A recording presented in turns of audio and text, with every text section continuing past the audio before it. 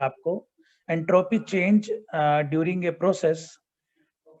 हमारे जो basically process होते हैं उसमें constant volume, constant pressure, constant temperature, adiabatic और पॉलीट्रोपिक, और उसके लिए कुछ लॉज होते हैं। कल आपको बताया था फर्स्ट लॉ क्या कहता है, delta Q is equal to D U plus delta W, और डेल्टा डब्ल्यू हम सब लोग जानते हैं that is equal to P D V, और Q is equal to D U plus P D V, ठीक है जी। और उसके अलावा हम सबको मालूम है जो एंट्रोपी है वो क्या होता है, D S is equal to delta Q upon T for reversible process, और डेल्टा क्यू की वैल्यू अगर पुट कर देते हैं यहाँ से तो क्या आता है हमारा, H is equal to U plus P V. और इस तरीके से दो टीडीएस इक्वेशन बन जाती हैं, एक T D S is equal to D U plus में पी डी वी, और एक है T D S is equal to D H minus में वी डी पी। दो इक्वेशन है जो हम एंट्रोपी चेंज के टाइम पे यूज करेंगे। सो फर्स्ट वन है हमारा constant volume process. Constant volume process हम जब हम इसको टीएस डायग्राम पे ड्रॉ करते हैं तो कुछ इस तरीके से कर्व बनती है, इसको हम लोग बोलते हैं constant volume process. So this is in state one के ऊपर टेम्परेचर T1 है और एंट्रोपी S1 है। उसके बाद जैसे जैसे ये प्रोसेस आगे की तरफ बढ़ता जाता है स्टेट 1 से स्टेट 2 की तरफ, वैसे ही इसका टेम्परेचर T1 से T2 इंक्रीज हो गया, आप देख रहे हैं, और उसकी एंट्रोपी S1 से S2 इंक्रीज हो गई है। और जो इसके अंडर जो एरिया है आप देख सकते हैं कि जो ये वाला area under the curve on TS diagram is known as heat. यहाँ से आप लोग कैलकुलेट कर सकते हैं, आप यहाँ से हीट की वैल्यू को कैलकुलेट कर सकते हैं। सो ये जो वैल्यू है वो किसकी आ गई, वो हीट की वैल्यू आ गई। Okay, so area under the curve on TS diagram is known as the heat. ये मैं आपको पहले बता भी चुका हूँ एक बार। So what next, next is हम सब लोग जानते हैं कि जो Q का फॉर्मूला होता है, capital Q is equal to MC delta T। Okay, so अगर मैं ये फॉर्मूला यहाँ पे लिख देता हूँ तो according to that we know Q is equal to MC और इनटू में dt। So this is the formula which is used for calculating the heat. और आप सब लोग जानते हैं जो हीट है वो क्या है, हीट पाथ प्रोसेस, जो डिपेंड करता है पाथ के ऊपर, इसीलिए सिस्टम की प्रॉपर्टी नहीं है। उसके बाद नेक्स्ट है, आप सब लोग जानते हैं कि जब हम किसी चेंज की बात करते हैं डेल्टा क्यू की बात करते हैं। सो मैं फिलहाल डेल्टा को R से लिख रहा हूँ, R डेल्टा को मैंने R लिखा है R। उसके बाद हीट इंटरेक्शन के लिए Q, इस M को हम लोग यहाँ पर ले आए, इज इक्वल टू, अब बिकॉज यहाँ पर कांस्टेंट वॉल्यूम प्रोसेस है तो क्या बन जाएगा, CV dt। और आप सब लोग जानते हैं कि डेल्टा Q बाई M को हम लोग क्या लिख सकते हैं, small q। So small q is equal to CV dt। Okay, इसी तरीके से यहाँ पे आया delta Q is equal to CV dt। I hope अब आपको समझ में आ गया होगा ये रिलेशन कैसे आया है। अब आगे चलते हैं। अब हमने क्या किया, इस इक्वेशन में जो आपके सामने इक्वेशन बनी हुई है,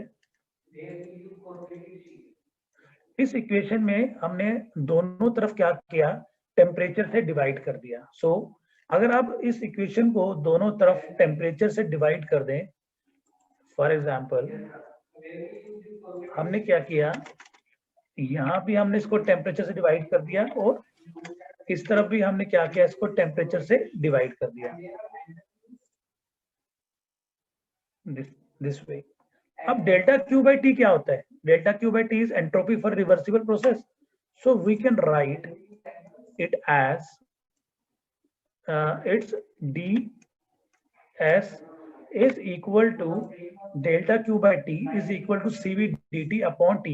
और अगर आपको इस प्रोसेस के लिए चेंज इन एंट्रोपी कैलकुलेट करना है तो हम लोग क्या कर सकते हैं, इसको इंटीग्रेट कर देते हैं। हमने इसको क्या किया, इंटीग्रेट कर दिया, ऐसे हमने क्या किया, इसको इंटीग्रेट कर दिया, इंटीग्रेट 1 से लेकर 2, और सिमिलरली इसको यहाँ भी हमने क्या कर दिया, इंटीग्रेट 1 to 2। ओके, चलो अब हम, ये हमारा प्रोसेस था डीएस, हमने क्या किया, इसको इंटीग्रेट कर दिया, और आप जानते हैं जब 1/t को हम इंटीग्रेट करते हैं तो वो क्या था, लॉग। सो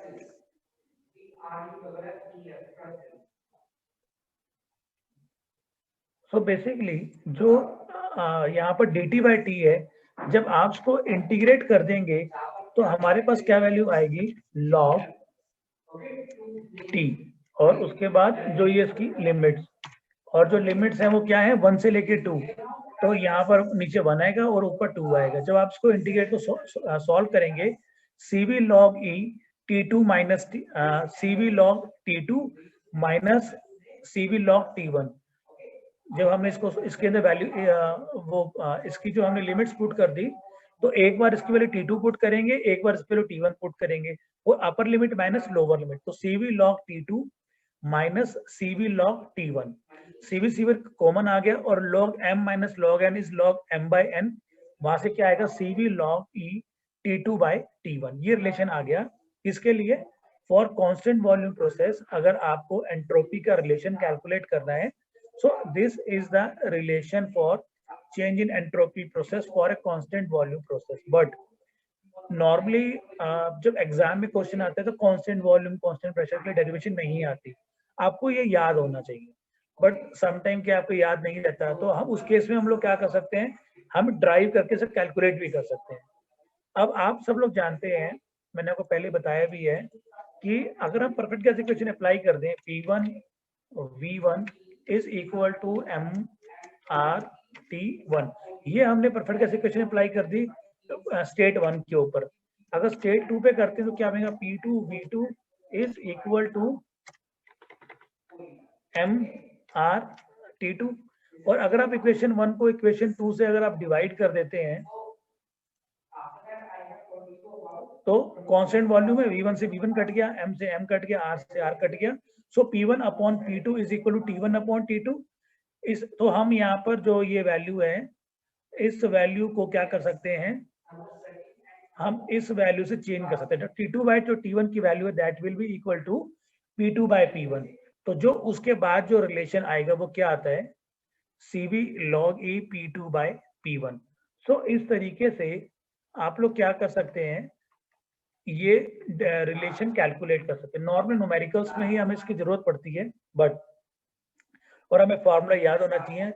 सो इनके अगर आपको फॉर्मूला याद नहीं होता तो आप इस तरीके से कैलकुलेट कर सकते हैं। So F2 minus S1 is equal to CV log E T2 by T1 is equal to CV log E P2 by P1। एक रिलेशन है जिसके थ्रू आप ये सही आपको ध्यान होगा, जब हमने पीडीवी वर्क कैलकुलेट किया था वहां पर हम क्या करते थे, पीडीवी को इंटीग्रेट करते थे। सिमिलरली यहाँ पर हम क्या करेंगे, यहाँ पर हम dt/t को इंटीग्रेट करेंगे।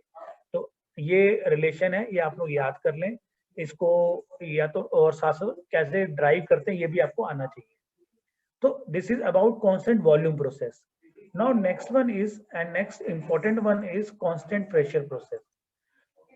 अब कांस्टेंट प्रेशर प्रोसेस की अगर हम बात करें, आपने कांस्टेंट वॉल्यूम प्रोसेस देखा था, वो एक कर्व की फॉर्म में था, और कांस्टेंट प्रेशर प्रोसेस भी ये कर्व की फॉर्म में है, बट इसका स्लोप ज्यादा है और इसका स्लोप कम है। ओके, सो दोनों कर्व की फॉर्म में है, इसका जो कर्व स्लोप ज्यादा है, इसका स्लोप कम है। So again this is state 1, ये स्टेट 2, T1 से T2 इसका टेम्परेचर इंक्रीज हो गया कांस्टेंट प्रेशर पे, एंट्रोपी की चेंज हो गया S1 से S2 से। सेम उसी तरीके से हम शुरुआत करेंगे।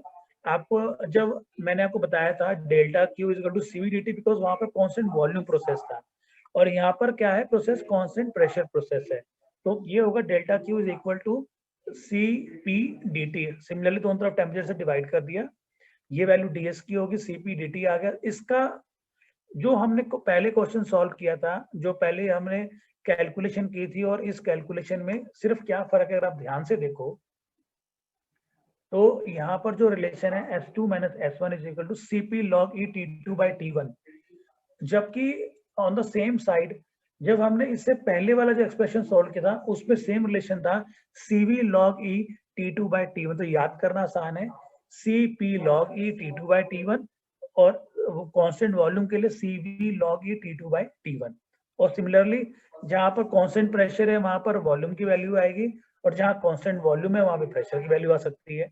तो इस तरीके से क्या कर सकते हैं, आप इसको इजीली याद कर सकते हैं। सो कांस्टेंट वॉल्यूम और कांस्टेंट प्रेशर, कांस्टेंट वॉल्यूम के लिए क्या होगा, यहाँ पर CV की वैल्यू आएगी, सेम रिलेशन, यहाँ पर CV log E, वहां पर यहाँ पर V की वैल्यू है तो कांस्टेंट वॉल्यूम के लिए प्रेशर की वैल्यू आएगी P2 by P1। I hope ये याद करना इजी है, इसको याद करना कोई मुश्किल नहीं है। ओके, अब इसके बाद नेक्स्ट है हमारा आइसोथर्मल प्रोसेस, यानी कांस्टेंट टेम्परेचर। कांस्टेंट टेम्परेचर के लिए जो लाइन बनेगी वो कैसी लाइन बनेगी, it will be a horizontal line. Okay, so for isothermal process हम लोग जानते हैं कि जो डेल्टा क्यू है it is equal to DU plus में PdV। Delta Q first law हमने अप्लाई कर दिया, delta Q is equal to DU plus में PdV। और आइसोथर्मल प्रोसेस में DU की वैल्यू जो होती है हमेशा 0 होती है, बिकॉज DU क्या होता है, CV log T2 by T1। और जब चेंज इन टेम्परेचर अगर सेम है तो T2 by T1 वैल्यू 1 और log 1 इज इक्वल टू 0, तो इसीलिए ये वैल्यू क्या होगी, 0 होगी। तो for isothermal process delta Q is equal to PdV। Okay, so now this is our process, you can see in this diagram, ये हमारा स्टेट 1 है, यहाँ से प्रोसेस चेंज हुआ, ये लेफ्ट और राइट दोनों डायरेक्शन में जा सकता है। तो जैसे अगर ये राइट डायरेक्शन में जा रहा है तो ये हो गया हमारा प्रोसेस 1 से लेकर 2, it's horizontal line, T1 is equal to T2। और यहाँ से हमने क्या किया, एक वर्टिकल लाइन ड्रॉ कर दी, S1 S2। यहाँ पे ये क्या, एंट्रोपी चेंज। और ड्यूरिंग, और ये जो इस कर्व के अंडर का जो एरिया है that is 1 2 S2 S1 1, it is the heat supplied to the system. अभी हमने जो इक्वेशन नंबर फर्स्ट देखी थी, इक्वेशन नंबर फर्स्ट के accordingly delta Q is equal to PdV, वो हमने यहाँ पे लिख दिया। अगेन जैसे सारे प्रोसेस में करते हैं, क्या करेंगे, इसको टेम्परेचर से डिवाइड कर देंगे, दोनों तरफ हमने टेम्परेचर से डिवाइड कर दिया, तो delta Q by T is equal to P upon T dV। अब आप देखो कि जो हम यहाँ पर वैल्यू इंटीग्रेट करते हैं वो टेम्परेचर के टर्म में करते हैं। तो सबसे पहले हमें इस dV को यहाँ पर जो वेरिएबल है, ये जो टेम्परेचर है, इसको V की टर्म में लेके जाना पड़ेगा। अब कैसे लेके जाएं, तो आप सब लोग जानते हैं, हमेशा याद रखो, किसी ऐसी जगह पे हम लोग क्या करते हैं, we will use the term perfect gas equation. So PV is equal to RT, okay, और PV is equal to MRT, और you know V by M is equal to small v। तो इस इक्वेशन से हमने क्या किया, इस equation में हमें क्या था, P by T, तो मैंने क्या किया, P डिवाइड बाय T वाली टर्म को इधर ले आया मैं, उधर क्या चला गया, R, और R के नीचे R के डिवाइड में आ गया V। अब हमने क्या किया, P by T की वैल्यू थी हमारे पास, इससे हमने R by V की वैल्यू को रिप्लेस कर दिया। तो जैसे हम रिप्लेस किया हमने, ये क्या आ गया, R dV by V, ये रिलेशन आ गया। अब हम क्या करेंगे, इसको इंटीग्रेट करेंगे। जब उसको इंटीग्रेट करेंगे तो क्या हो गया, R तो हो गया कांस्टेंट, और dV by V, अब आप जानते हैं anything 1 by V is log V, तो log V, और सिमिलरली एक बार वैल्यू V2 पुट करेंगे, एक बार V1 पुट करेंगे, तो S2 minus S1 is equal to R log V2 by V1 और R log P1 by P2। आप जानते हैं ये रिलेशन कैसे आया, परफेक्ट गैस इक्वेशन से। अगर मैं आपको एक बता देता हूँ, P1 V1 is equal to MR T1, similarly P2 V2 is equal to MR T2। और जब आप इन दोनों को आपस में डिवाइड करेंगे, जैसे मैंने आपको पहले बताया भी है कि जैसे हम इनको डिवाइड करते हैं, बिकॉज टेम्परेचर कांस्टेंट है, ये सारी term cancel. So P1 upon P2 is equal to, जब इस टर्म को इधर लेके जाएंगे तो क्या बन जाएगा, V2 by V1। तो इस तरीके से आप इन वैल्यू को आपस में रिप्लेस कर सकते हैं। सो इसको याद करने का तरीका है, देखो प्रेशर, जब आप कांस्टेंट प्रेशर की बात करेंगे CP, जब आप कांस्टेंट वॉल्यूम की बात करेंगे तो CV, और जब थर्मल की बात करेंगे तो R। S2 minus S1 is equal to R log E V2 by V1। हमेशा याद रखना T2 by T1 और V2 by V1, और प्रेशर की वैल्यू क्या होगी इसकी, रिवर्स वैल्यू, तो R log E P1 by में P2। सो इस तरीके से हम लोग क्या कर सकते हैं, हम लोग कांस्टेंट टेम्परेचर प्रोसेस के लिए ये वैल्यू कैलकुलेट कर सकते हैं। तो नॉर्मली ये क्वेश्चन एग्जाम में नहीं आते, एग्जाम में इनके ऊपर बेस्ड न्यूमेरिकल आते हैं। हाँ, अब जो हम नेक्स्ट करने जा रहे हैं दैट इज एडियाबैटिक प्रोसेस और polytropic process, they are really important, और polytropic process many time exam में भी आता है because it is important one. तो हम लोग आगे चलते हैं पहले। सो नेक्स्ट वन है कांस्टेंट एडियाबैटिक प्रोसेस, और कांस्टेंट एडियाबैटिक आप सब जानते हैं, reversible adiabatic process is known as isentropic process, यानी वो प्रोसेस जो रिवर्सिबल है और एडियाबैटिक है उसको हम लोग आइसेंट्रोपिक प्रोसेस बोलते हैं। और आइसेंट्रोपिक प्रोसेस का मतलब क्या हुआ, horizontal line, sorry vertical line. So this is your isentropic process. During an adiabatic process, heat is neither supplied or rejected by the system, so it is your isentropic process और adiabatic process दोनों जो point same line में होंगे। इसका मतलब ना तो कोई हीट सप्लाई की गई है, ना ही कोई हीट रिजेक्ट हुई है, delta Q is equal to 0। और इस तरीके से आप लोग इसमें हम लोग एंट्रोपी कैलकुलेट करना चाहते हैं, चेंज इन एंट्रोपी भी क्या होगा, 0 होगा, क्योंकि अगर कोई हीट चेंज नहीं हुई,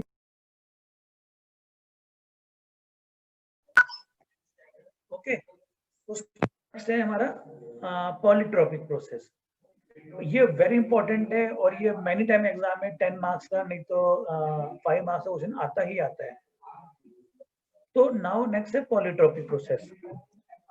so what is polytropic process? For unit mass of substance हमने अज्यूम कर लिया कि जो मास है वो 1 kg है। तो our first law says that, हमारा फर्स्ट लॉ क्या कहता है, यस फर्स्ट लॉ क्या कहता है हमारा, delta Q is equal to D U plus में पी डी वी। और आप सब जानते हैं डी यू को हम लोग सी वी डी टी से रिप्लेस कर सकते हैं, वो हमने वैल्यू पुट कर दी है यहाँ पे।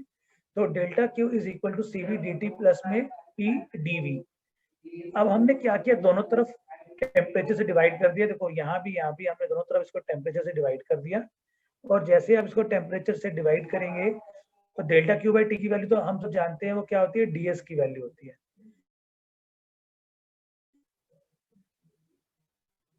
जो ये वैल्यू है वो तो डीएस की वैल्यू होगी। यहाँ पे क्या है, C V D T by T plus P by T. आप जानते हैं पी बाई टी हमने पहले किया था, वो वैल्यू होती है आर बाई वी की। सो ये वैल्यू किसकी है, वो आर बाई वी की वैल्यू, ये वैल्यू हमने इसके अंदर पुट कर दी। ओके, आप क्या करेंगे, इसको इंटीग्रेट करेंगे, और आप जानते हैं इंटीग्रेट करने के ऊपर क्या वैल्यूज आती हैं। सो आप लोगों ने क्या करना है, इसको इंटीग्रेट करना है। आप सब जानते हैं डी टी बाई टी मतलब लॉग टी, और D V by V is log V. Okay, चलो अब हम चलते हैं आगे।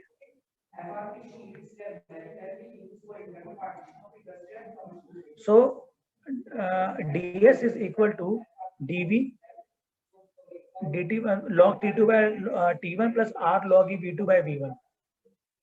अगर मान लो एग्जाम में क्वेश्चन 5 मार्क्स का आता है, तो आपने सिर्फ यहाँ तक ये क्वेश्चन सॉल्व करना है, यहीं तक, दैट्स इट। यहाँ तक कर दोगे इतना सफिशिएंट है। बट अगर ये क्वेश्चन 10 मार्क्स का आता है तो आपको आगे तक सॉल्व करना पड़ेगा। So up to this for 5 marks it is more than sufficient. But जब 10 मार्क्स का क्वेश्चन आएगा तो आपको उसको आगे सॉल्व करना होगा। सो अब आगे सॉल्व कैसे करना है, अब आपको क्या करना है, सबसे पहले हम सब लोग जानते हैं P is equal to M R T. तो T2 की जगह पे क्या वैल्यू आएगी, P2 और V2 की, वो वैल्यू हम पुट कर देते हैं। क्या वैल्यू होगी, P2 V2 upon M are, और P1 V1 upon M R से एम आर कट जाएगा तो क्या वैल्यू होगी, P2 V2 upon P1 V1 plus में R log E V2 by V1। अब आप देखो यहाँ पर दो वैल्यूज हैं, एक P2 बाई P1 की, एक V2 बाई V1 की। इसको हम लोग लिख सकते हैं log M multiply by N, और हम सब लोग जानते हैं log M multiply by N is equal to log M plus log N। इसको क्या करते हैं, अलग अलग कर लेते हैं। CV log E P2 by P1 हमने क्या किया, इसको हमने दो चीजों में ब्रेक कर लिया। एक तो ये टर्म बन गई इसकी, इसको यहाँ से अलग कर दिया, और दूसरा क्या है CV log E V2 by V1, इसको अलग कर लिया, और साथ में इसको क्या कर दिया हमने, ऐड कर दिया। ओके, अब हम क्या करते हैं, इसमें CV और इसमें से R, इसको क्या लेंगे, कॉमन ले लेते हैं। तो जब आप कॉमन लेंगे तो क्या होगा, आपने क्या किया, CV log E P2 by P1 plus R plus CV log E V2 by V1, और हम सब जानते हैं कि CP minus CV is equal to R। तो CP क्या हुआ, CP इज इक्वल टू R प्लस में CV, तो R plus CV is equal to CP, ये वैल्यू पुट कर दी CP की, तो क्या बन गया, log E V2 by V1। याद रखो, अगर यहाँ वॉल्यूम है तो यहाँ प्रेशर आएगा, यहाँ प्रेशर है तो वॉल्यूम आएगा, याद करने का तरीका। तो is equal to CV log E P2 by P1। Okay, इस तरीके से आप लोग ये वैल्यू कैलकुलेट कर सकते हैं, CV log E P2 by P1 plus CP log E V2 by V1। सो यहां से हम लोग क्या कर सकते हैं, ये रिलेशन निकाल सकते हैं।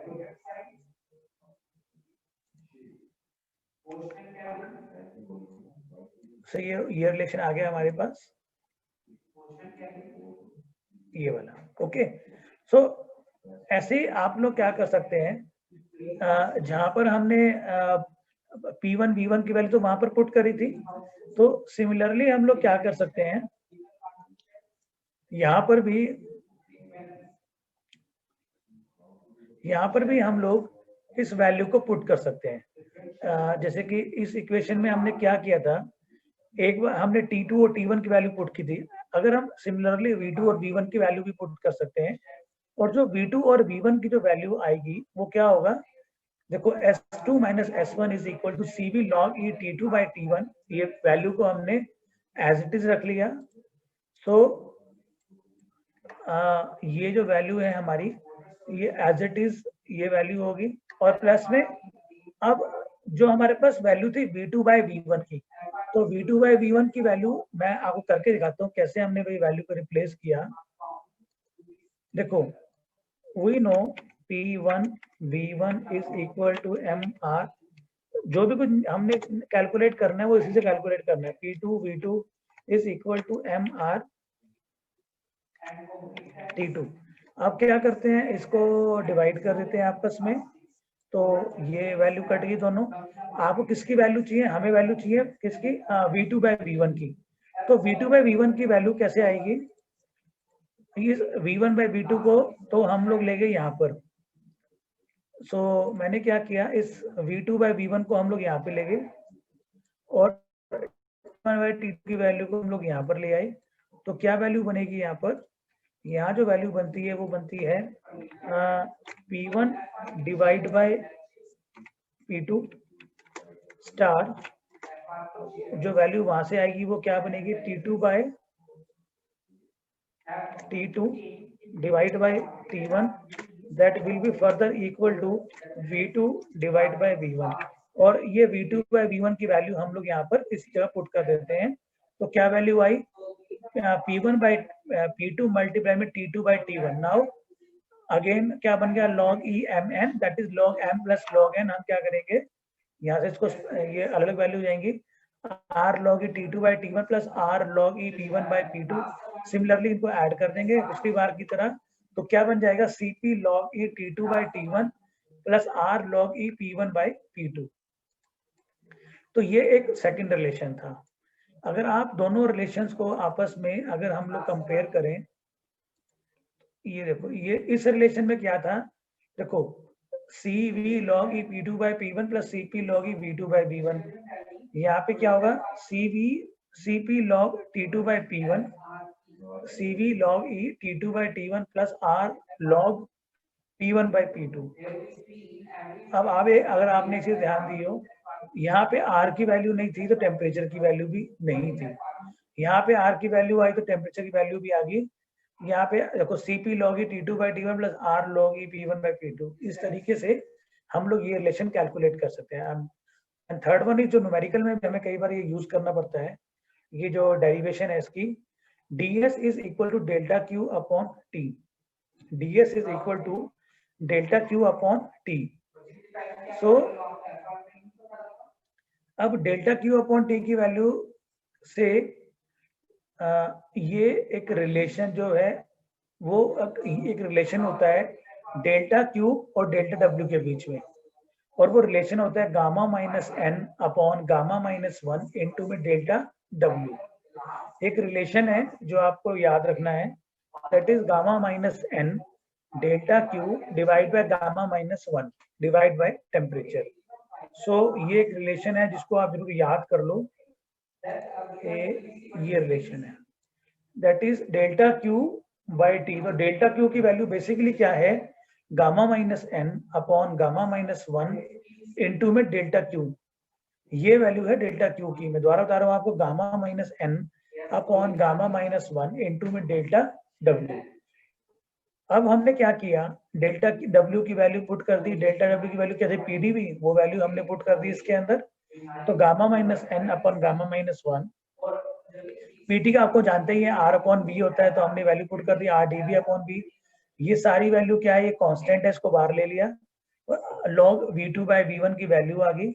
अब आप जानते हैं r by gamma minus 1 that is equal to cv। और ये कैसे होता है मैं आपको करके दिखाता हूँ कि आप लोग जानते हैं कि दो रिलेशन होते हैं, और वो रिलेशन क्या होता है, एक तो होता है cp minus cv is equal to cp minus cv is equal to r।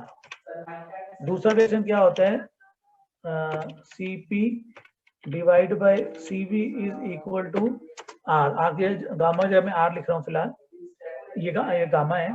अब आप देखो, अगर हम cp हमें क्या करना है, हमें निकालनी है किसकी वैल्यू यहाँ पर, किसको,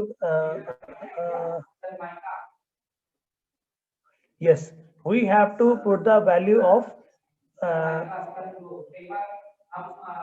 CV की वैल्यू। तो हम क्या करते हैं, CV की वैल्यू को रिप्लेस कर देते हैं इसके अंदर।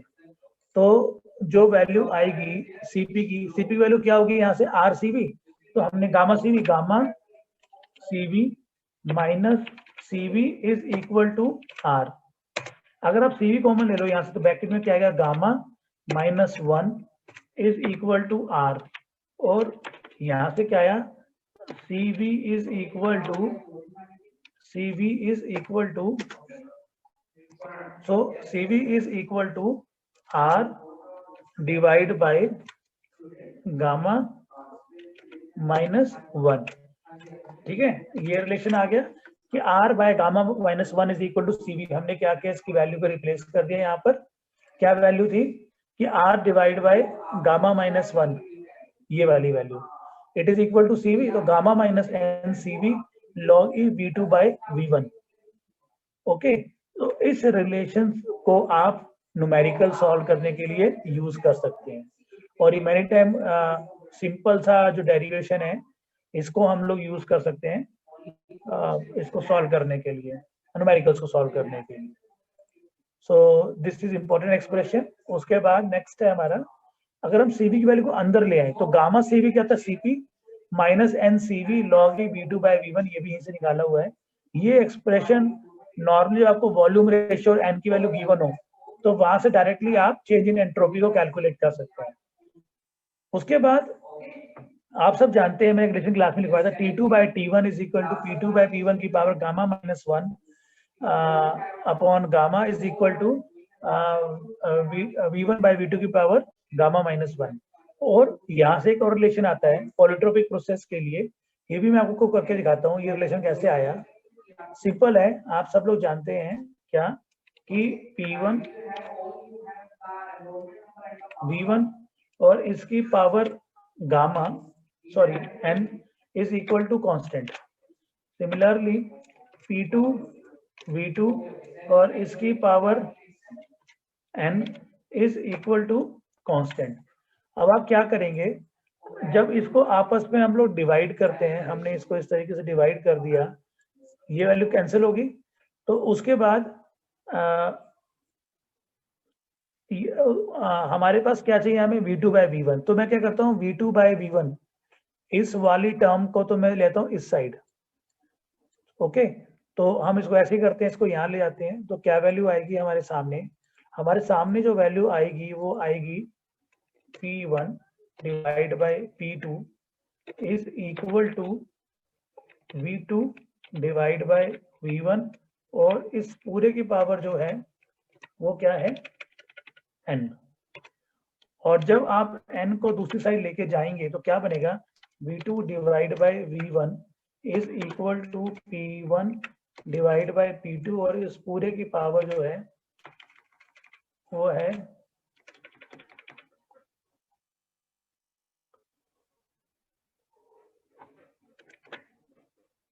One by n। अब ये रिलेशन आया हमारे पास। अब हम इस रिलेशन की वैल्यू यहाँ पुट कर सकते हैं, दोनों तरफ लॉग ले लिया हमने, यहाँ जैसे यहाँ पे रिलेशन आगे था, यहाँ पे दोनों तरफ लॉग ले लिया, तो क्या बन गया, log e v2 by v1 is equal to log e v2 by v1 is equal to log p1 by p2 की power 1 by n, log n की पावर n, तो n आगे जाएगा तो क्या 1 by n log e p1 by p2। अब ये हमारे पास रिलेशन आ गया किसका, log e v2 by v1 का। इसकी वैल्यू हम लोग यहाँ पुट कर देंगे तो क्या आएगा, cp minus n cv divide multiply में 1 by n, तो n इसके नीचे आ गया, log e p1 by में p2। तो वो जो रिलेशन होगा वो रिलेशन किसके लिए होगा, वो रिलेशन होगा हमारा प्रेशर के लिए।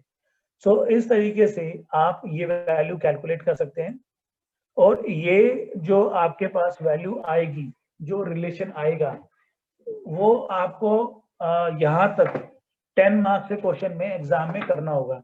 सो दिस इज इम्पोर्टेंट वन, और ये न्यूमेरिकल ये डेरिवेशन क्लास में आती, उसमें एग्जाम में आती ही आती है, तो आप लोगों ने ध्यान से इसको करना है। तो जो पहली जो 4 डेरिवेशन मैंने आपको बताई थी, constant volume, constant process, constant pressure, वो जो सारी जो वैल्यूज हैं उनको उनकी एग्जाम पॉइंट ऑफ व्यू से सिर्फ हमें न्यूमेरिकल में जरूरत पड़ती है। वाइल जब आप इस पॉलीट्रोपिक प्रोसेस की बात करते हैं, तो पॉलीट्रोपिक प्रोसेस में क्या होता है कि जो ये डेरिवेशन है वो एग्जाम में नॉर्मली हमें ड्राइव करके दिखाने के लिए आता है, और जो मैंने आपको बताया है उसमें आपको उस पॉइंट तक वो वैल्यू कैलकुलेट करनी है। तो आपने जब ये वैल्यू कैलकुलेट करी थी तो हमारे पास क्या आया था, देखो जब आप इस इक्वेशन को ये वैल्यू वहां पुट कर देंगे तो हमारे पास क्या आएगा, S2 minus S1 is equal to CP minus NCV n by n log e P1 by में P2। So this is our relation for in terms of pressure। तो एक बार आपने वॉल्यूम की टर्म में निकाल लिया, एक बार आपने ये वैल्यू प्रेशर के टर्म में निकाली, अब एक बार वैल्यू हम निकालेंगे टेम्परेचर के टर्म में। तो एक और का पॉइंट रह गया, वो मैं आपको यहाँ करके दिखाता हूँ, वो कैसे करेंगे। अब देखो जैसे हमने क्या किया था, सबसे पहले इससे पहली बार हमने क्या किया, हमने V2 by V1 की वैल्यू को P1 by P2 के टर्म में निकाला और पुट कर दिया। अब हम यहाँ पे क्या करेंगे, जो अभी मैंने आपको इक्वेशन बताई थी, वो क्या इक्वेशन बताई थी, that is T2 by T1 is equal to, मैंने आपको पहले ही बताई बात कई बार, value P2 divide by P1। So इस सबकी जो पावर है और इन सब की जो पावर होगी वो क्या होगी, इन सब की power n minus 1 divide bye n, ये इन सब की पावर होगी। ओके, उसके बाद इज इक्वल टू, ये जो वैल्यू फर्दर इक्वल होगी वो किसके इक्वल होगी, further equal to V1 divide by V2, और उन सब की पावर, और इन सब की पावर में क्या जाएगा, इन सब की पावर में n माइनस 1। ओके, अब पहले तो हमने क्या किया था, पहले हमने प्रेशर और वॉल्यूम की टर्म्स ली थी, क्योंकि हमने वॉल्यूम वाली टर्म को रिप्लेस करना था। अब हम क्या करेंगे, इसको टेम्परेचर की टर्म से रिप्लेस करेंगे। तो क्या करते हैं, P T2 और V ये वाली टर्म्स लेते हैं। तो जब हम ये वाली टर्म्स लेंगे तो हमारे पास क्या टर्म आएगी, हमारे पास टर्म आ गई T2 divide by T1 is further equal to V1 divide by V2, और इन सब की पावर जो है, इन सब की जो पावर है that is n minus 1। Okay, अब क्या करते हैं, दोनों तरफ लॉग लेते हैं। So log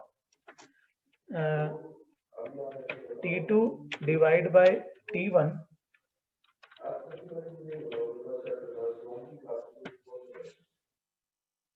so log T2 divide by T1 is further equal to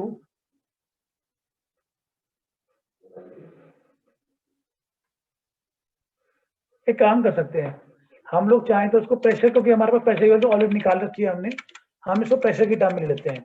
तो उसके अकॉर्डिंगली क्या होगा, P2 डिवाइड बाय P1 उसकी पावर n-1 अपॉन में n। ओके, अब क्या करते हैं, दोनों तरफ लॉग ले लिया हमने। जैसे दोनों तरफ लॉग लेंगे तो क्या होगा, log T2 divide by T1 is further equal to, अब अगर हम यहाँ लॉग लेते हैं तो इसके ब्रैकेट में क्या है हमारे पास, P2 डिवाइड बाय P1 इसकी पावर n-1 डिवाइड में n। इसका मतलब log m की पावर n, और log m की पावर n क्या होता है, n log m। हम वो वैल्यू पुट कर देते हैं इसके अंदर। जब ये वैल्यू पुट करेंगे इसके अंदर तो क्या आएगा, n-1 डिवाइड बाय n, उसके बाद log यहाँ पे क्या आएगा, P2 डिवाइड बाय P1 आगे वैल्यू n-1 अपॉन n। तो अभी एक्सप्रेशन था, इससे पहले जो हमने एक्सप्रेशन कैलकुलेट किया था वो एक्सप्रेशन क्या था, पहले मैं वो एक्सप्रेशन लिखूं एक बार आपको। उसके accordingly S2 minus S1 is equal to Cp minus Cv NCV,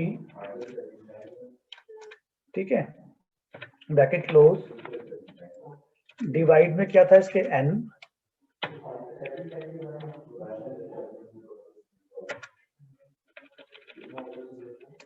okay. उसके बाद फिर क्या टर्म थे हमारे पास, लॉग और log P1 divide by P2। अब हमने क्या करना है, P1 P2 इस इक्वेशन नंबर 1, ये थी इक्वेशन नंबर 8। तो इक्वेशन नंबर 8 में हमने क्या करना है, सारी वैल्यूज को पुट करना है। तो अब हम ये वैल्यू पुट कर देते हैं किसकी, n log P2 by P1 की। अब इसकी वैल्यू होगी क्या, देखो log T2 log P2 divide by P1 is equal to, किसके इक्वल होगा ये वैल्यू, यहाँ से जो ये n-1 अपॉन n है इसको हम अपोजिट डायरेक्शन में ले जाएंगे, तो n डिवाइड बाय n-1, उसके बाद log, उसके बाद T2 डिवाइड बाय T1, ठीक है जी। अब हम क्या करते हैं, इसकी वैल्यू को पुट कर देते हैं ऊपर इक्वेशन में। So S2 minus S1 is equal to, किसके इक्वल होगी ये value, this value will be equal to, हमारे पास क्या रिलेशन था, Cp माइनस NCV डिवाइड में n, ओके। उसके बाद फिर मल्टीप्लाई में लॉग, अब क्या वैल्यू आएगी देखो, यहाँ उससे पहले था n divide by n-1, okay. उसके बाद फिर क्या आएगा वैल्यू लॉग, और लॉग में क्या वैल्यू आएगी, T2 डिवाइड बाय T1, और एक्सप्रेशन हमारा किस में आ गया, टेम्परेचर की टर्म्स में। अब आप देखते हैं कि n से n कट जाएगा,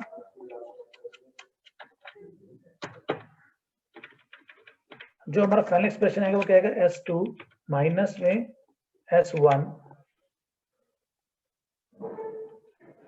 is equal to Cp minus NCV, और उसके बाद डिवाइड में क्या आएगा उसके n-1